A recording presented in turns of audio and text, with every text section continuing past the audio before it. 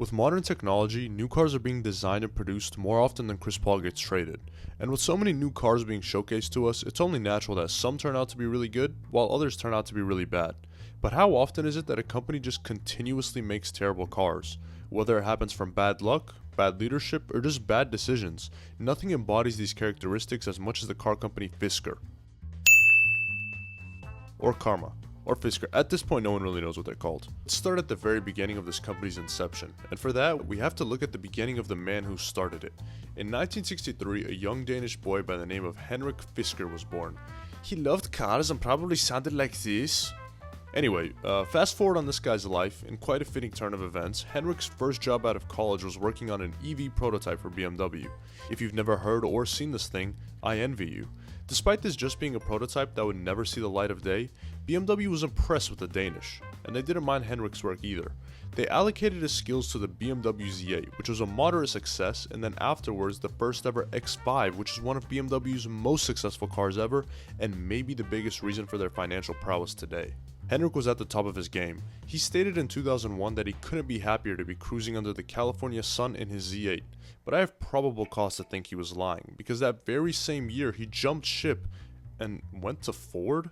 Hold on, this can't be right. I've owned 2 Mustangs in my life, and even I would never do that.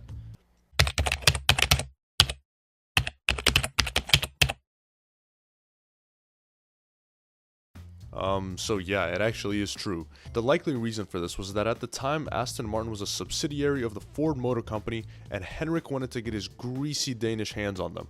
I don't understand why he wouldn't wash them after eating it, but I digress. In a stroke of luck, Henrik found himself at the right place at the right time. He was attending the Monaco Grand Prix that year, and beside him in attendance was the president of Aston Martin, Mr. Martin himself. No, I'm joking. His name was Wolfgang Reitzel.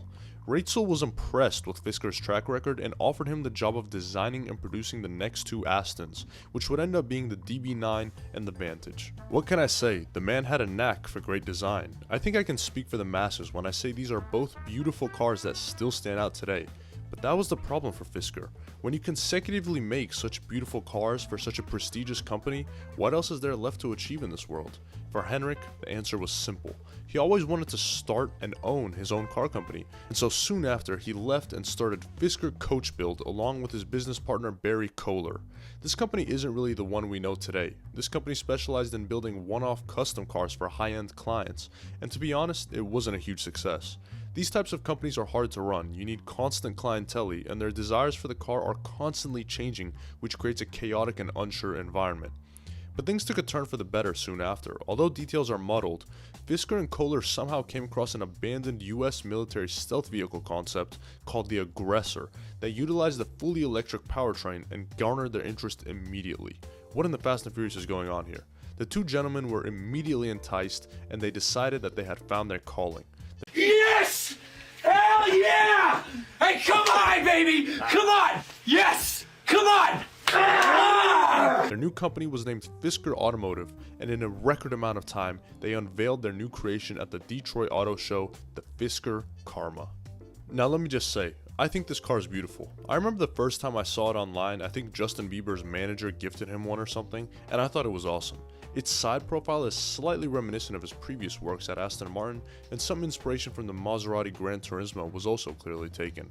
The front end looks like a French man with a mustache, but even that works for me. I can't say too many good things about the back. In my opinion, it looks like a Peugeot, but nothing is perfect. So cool, Fisker finally had something to work with, and reception wasn't too bad. Most people appreciated the polarizing look and were intrigued by the EV concept. During 2011, the same year the Karma was unveiled, a silly little recession was going on. I won't go too much into the details because this isn't a channel on the economy, but it's important to know that during this time, many companies lost major investors out of fear for bankruptcy, and Fisker somewhat ran into these troubles as well. The majority of their investors did stay in, however, and it helped that the federal government gave Fisker a tiny loan of $529 million. The company was able to begin production on the Karma in late 2011 and outsource manufacturing to Valmet, a manufacturer in Finland that already had long-term contracts with Saab and Porsche. Things were looking pretty good for Fisker. Many people will say that their numbers were weak, but I strongly disagree. These people fail to account for the fact that this was 2011 when EVs were extremely rare and the masses were skeptical of their viability. In fact, let's take a look at the numbers. Through 2011, Fisker sold 1,800 Karmas. Let's compare that to their biggest competitor at the time, the Tesla Model S. The Model S only sold 774 units in 2011, meaning the Karma more than doubled their sales. Pretty damn impressive for their first year if you ask me. Unfortunately, Fisker fell victim to the unpredictable nature of being an innovator, and in 2012 their lithium battery supplier, A123, filed for bankruptcy following a recall of a majority of their battery packs. Nowadays, this wouldn't even be a minor problem for EV manufacturers, especially with companies like Tesla making their own battery packs in-house. But again, this was 2012, and companies that supplied battery packs were hard to come by, and even harder to sign long-term contracts with. The result was bitter, and in November of that year, production came to a halt, and just a year later, Fisker Automotive closed its doors under the hand of bankruptcy. The same Chinese company that acquired their former battery supplier acquired them. This Chinese company would later rename the entire company to Karma and slightly update the old Fisker Karma while changing its name to the Revero. All lazy and convoluted, but bear in mind our glorious Henrik Fisker was not involved with this project at all. In fact, he was busy cooking something of his own up. Something unique, something amazing, something nobody had ever heard of. He threw out the old stupid name, Fisker Automotive, psh, what a dumb name, and instead rebranded to the new and improved Fisker Incorporated. Despite the uncreative nature, this time Fisker Incorporated meant business. He left off his former business partner, Kohler, and instead brought on his wife, Geeta Gupta. But you can't do this to me. You know how much I sacrificed? This time, the couple didn't have the hefty capital provided by investors the first time around, and they were forced to invest a good portion of their own wealth towards the project. Once again, they outsourced their manufacturing to an Austrian company called Magna, which is known for manufacturing and building many BMW models. In return, Magna also got 6% of the Fisker Incorporated company. Their first car was the Fisker Ocean. On paper, it sounded pretty good actually.